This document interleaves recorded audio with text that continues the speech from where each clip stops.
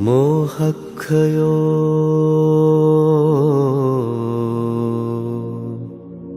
නිබ්බානං.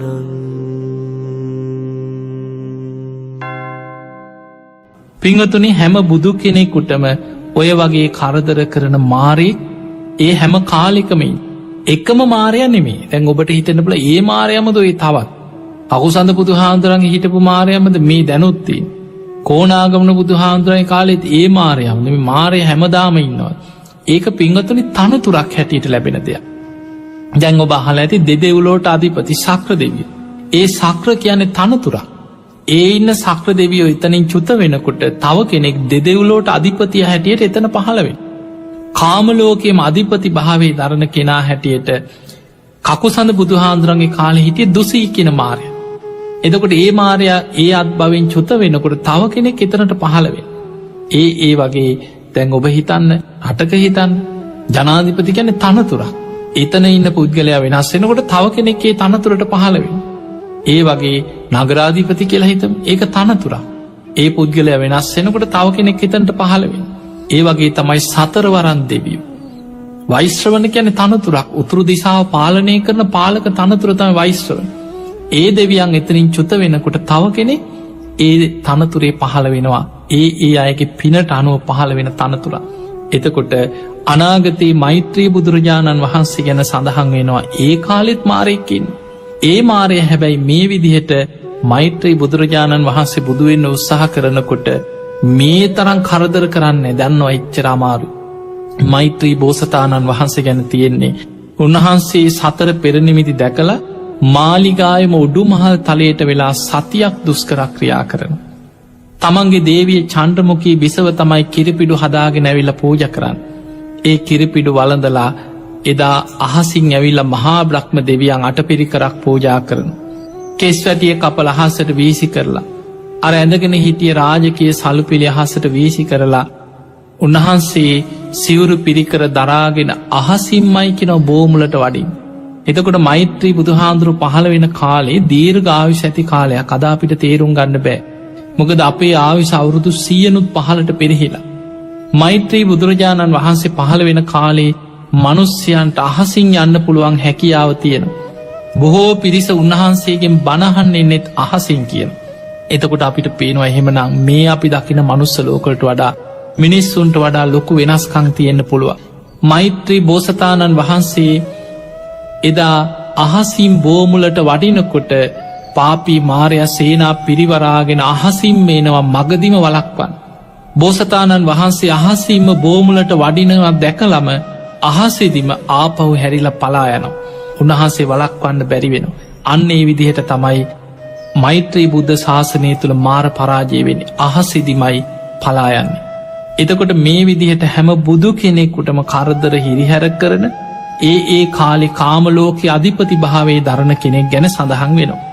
මේ මාරයාට බැඳෙන්නේ කොහොමද? මේ කාම ලෝකෙම ඉන්න සත්‍යයන් මාරයට බැඳිලා ඉන්නේ මොන වගේ අකුසල ධර්මයන් නිසාද? අන්න බුදුරජාණන් වහන්සේ බොහොම ලස්සනට දසමාර සේනාවන් ගැන බොහොම ලස්සන දේශනාවක් කරන. මාරයට බැඳෙන සේනා. අපිට මාර සේනාව කියපුගම එක පාට මතක් වෙන මේ මාරයට ඉන්න විශාල සේනාවල්. ඒ විදිහට මාරයට සේනාවලුත් ඉන්නවා. සේනා මවා ගන්නත් පුළුවන්. මේ මෙතන පෙන්නන්නේ මාරයට බැඳෙන ක්‍රම. බුදුරජාණන් වහන්සේ වදාලා කාමාතී පටමා සේනා දුතියා අරති උච්චති තතියා පුප්පි පාසාති තතුත්ති තන්හා පෞච්චති පංචමේ විචිකිච්ඡාති සත්තමේ තීන මෙජ්ජන්ති. මේ විදිහට බුදුරජාණන් වහන්සේ දසමාර සේනා පෙන්න. එක පළවෙනි මේක තමයි කාමය. පංච කාමයන්ට තියෙන ඇලීම. මාරයාට බැඳෙන පළවෙනි සේනාව තමයි ඔබ ඉස්සලා මේ 10 මතක තියාගන්න මේ විදිහට. පළවෙනි මාර සේනාව තමයි කාමයේ පංච කාමයන්ට බැඳියා. දෙවනි මාර සේනාව අරතිය. අරතිය කියන්නේ කුසල ධර්ම වඩන්න තියෙන අකමැත්ත. අනේ බෑ, කම්මැලි, දැන් බෑ, පස්සේ කරන ඒ වගේ කුසල් වඩන්න තියෙන අකමැත්තට කියන අරතිය. ඒක මාරයට බැඳෙන සේනාව. තුන්වෙනි මාර සේනාව තමයි බඩකින්නයි පිපාසයයි. අපි ඒ ගැන කතා කරමු කොහොමද මාර සේනාවක් වෙන්නේ. හතරවෙනි මාර සේනාව තණ්හාව. මාර සේනාවක් මාරයාට බැඳිලා යන සේනාවේ බලවත්ම එක තමයි තණ්හාව. ඊළඟට විචිකිච්ඡාව, සැකය, බුද්ධාදී අටතැන් ගැන තියෙන සැකය, මේ සැක සංකා මාරයාට බැඳිලා යන සේනාව. ඊළඟට තීන මිද්දේ කියන්නේ නිදිමත, අලසකම, කම්මැලි ගතිය, බත් මත ඈනුම් යාම, කම්මැලි, වැඩක් කරන්න හිතෙන්නේ නැහැ. එතකොට මේ ස්වභාවය තුල මාරයාට බැඳෙනවා කිය. ඒ තමයි 6 වෙනි මාර සේනාව. 7 වෙනි මාර සේනාව තමයි මකු බවයි, දැඩි බවයි. මක්ඛෝ තම්බෝ කියන මකු බව, ಗುಣ මකුකම, දැඩි බව. සමහරු ඉන්නවා කිසිම දෙයකට බුදුහාමුදුරුවෝ කිව්වත් මම පිළිගන්නේ නැහැ කියන જાතිය ඉන්නවනේ. හරි දැඩි, කුසලයට නැමෙන්නේ නැහැ. සත්‍ය පෙනි තමන්ගේ මතයේ තුලම එල්බගෙන ඉන්න අය. අන්න මාරයට බැඳෙන සේනාව. ඊළඟට අනුන්ගේ දේවල් වලට ආසා කිරීම, අවිජ්ජා, මාරයට බැඳෙන සේනාව. අනුන්ගේ දේවල් වලට ආසා කර. 9 වෙනි මාර සේනාව තමයි තමා උසස් කොට අනුන් හෙලා දකින අත්තුක්කංශන පරවම්බනේ දෙනවා කියලා තියෙනවා. තමා උස, තමන් තමයි ඔක්කොම හරි, තමන් තමයි සියල්ල දන්න, තමන් කරන දේ තමයි හරි, අනිත් ඔක්කොම වැරදි කියලා අනිත් අය පහත් කරලා තමන් උසස් කරන. ඒක මාරයට බැඳෙන සේනාවක්. ඊළඟට 10 වෙනි මාර සේනාව තමයි ලාභ, සත්කාර, කීර්ති, ප්‍රශංසා ගැන තියෙන ආසාව. මෙන්න මේ 10 මාර සේනාවන් මාරයට බැඳෙන ක්‍රම 10ක් හැටියට බුදුරජාණන් වහන්සේ පෙන්වුවා. අපි මේවා එකින් එක තේරුම් ගමු. කාමාතේ පඨමා සේනා, මාරයට බැඳෙන පළවෙනිම සේනාව, පළවෙනි ක්‍රමේ තමයි පංචකාමයන්ට බැඳියා. පින්වතුනි, අපි ඉන්නේ කාම ලෝකේ. ඇහැට පේන ප්‍රියමනාප රූපවලට බැඳෙනවා, ඇලුම් කරනවා, ආසා කරනවා. ඒ රූප හොය හොයා මිනිස්සු දුවනවා, ආස්වාදේ හොය හොය. ලස්සන දේවල් බලන්න ආසයි. ඊළඟට කනට ඇහෙන මිහිරි ශබ්දවලට ඇලෙනවා, බැඳෙනවා, ආසා කරනවා. නාසයට දැනෙන සුවඳට ඇලුම් කරනවා. සුවඳ වර්ග හොය හොයා දුවනවා නාසේ. ඊළඟට දිවට දැනෙන රසයට ඇලුම් කරනවා. බලන්න, මිනිස්සු සමහරු ජීවත් වෙන්නෙම කන්නම තමයි, කෑමම තමයි. කොහේ හරි සමහරුන්ට කෑම ගැන කියනකොටත් කටට කෙලවුරනවා. කෑමක කොහෙද තියෙන්නේ? අරගේ කෑම රහද? අර හෝටලේ රහද? සමහරුන්ට ලංකාවෙන් කාලා සමහරලාට පිට රටවල් වල පවා යනවා කෑම හොයාගෙන. සතියක් දෙකක් ගිහිල්ලා කොහෙන් හරි හොදට කාලා ඉන්න ඕන කියලා යනවා. එතකොට කෑමම මුළු ජීවිතේ කරගත්. ඒ තුලින් බොහෝ පිරිසක් ගුණධර්ම වැඩිම අතහරින. එතකොට මේ විදිහට පංචකාමයන්ට බැඳිලා යනවා. ඊළඟට කයට දැනෙන පහස. බලන්න, මිනිස්සු මේ පහස හොයන්න කියලා මොනතරම් දුකට අමාරුයි වැටෙනවද කියලා. මෙන්න මේ පංචකාමයන්ට බැඳී ගියා කියන්නේ කෙලින්ම මාරයට බැඳෙන පළවෙනිම සේනාව. ඒ තුල කෙනෙක් නිවන් අවබෝධයට, අප්‍රමාදීව කුසල් වඩන්න, අකුසල් ප්‍රහාණය කළ කුසල් දියුණු කරන්න, නිවන් අවබෝධයට නෙමෙයි යොමු වෙන්නේ. පංචකාමයන් හොයන්න. ඒවටයි හිත ආසා කරන්න. ඒවටයි හිත දුවන්න. ඒ නිසා කාම අරමුණු පස්සේම දුවනවා. සමහරුන්ගේ ජීවිතේම පංචකාමයන් ඔස්සේමයි. හැම වෙලාවෙම ලස්සන රූප, ලස්සන ශබ්ද, ගඳ සුවඳ, කෑම බීම, පහස, පංචකාමයන් හොය හොයා කාමී මන්ද වෙලා යනවා. අන්න මාරයට බැඳෙන පළවෙනි සේනාව. ඊළඟට දෙවැනි එක අරතිය. මෙන්න මේ අරතිය කියන එක බොහෝ දෙනෙකුට දකින්න තියෙන දෙයක්. කුසල් වඩන්න අකමැති. ඒක කම්මැලිකමක් එනවා. පස්සේ බැරියේ, අනේ දැන්නම් බෑ, කම්මැලි. බණක් අහන්න පටන් ගන්න. බණක් අහම කිව්වත් අද බෑ, හෙට කරනවා. අද නම් අමාරුයි කියන. මේ කුසීතකම, කම්මැලි, අරතිය බුදුහාමුදුරුවෝ බොහොම ලස්සනට පෙන්නනවා කුසීත වත්තු කියලා දේශනාවක. බුදුරජාන් වහන්සේ වදාළ මේ අරතිය, කුසල් වඩන්න අකමැත්ත තියෙන කෙනා, එයා මොනවා හරි හේතු හොයනවා. දැන් එයාට කොහේ හරි ගමනක් යන්න තියෙනවා. එයාට දුර ඈත ගමනක් තියෙනවා. එයා ගමන ගැන හිතා කම්මැලි වෙනවා. අනේ බෑ, ගොඩාක් ඈතේ, දැන් හෙටනම් මට දවසම මහන්සි වෙන්න තියෙන ලොකු වැඩක් කියලා. ගමන තියෙන හෙට. හැබැයි අද දවසේම යා කුසීත වෙලා ඉවරයි.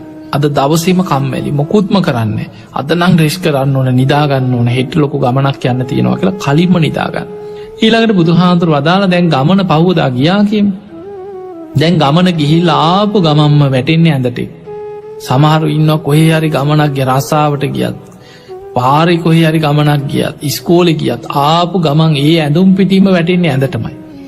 ඇයි? කම්මැලිකම, අර අරතිය, කුසල් වඩන්න තියෙන අකමැත්, අඩුගානේ තමන්ට මෙලව වැඩක් කරගන්න කිසිම දෙයක් තමන්ගේ අරතියෙන් වෙන්නේ කම්මැලි ගතියම ඇති කරන. එදකොට සමහරුන්ට හරියට කෑම බීම නැතිවුණත් බුදු හාමුදුරු පෙන්වා දැන් අප හිතම කුසීතකම තියෙන කෙනෙකුට කෑමබීම හරියට එදා හොඳට හිතේ හැටියට කන්නහම්බුන්නෑ කියල යාහිතනවන්නේ අදනම් කෑම හරින.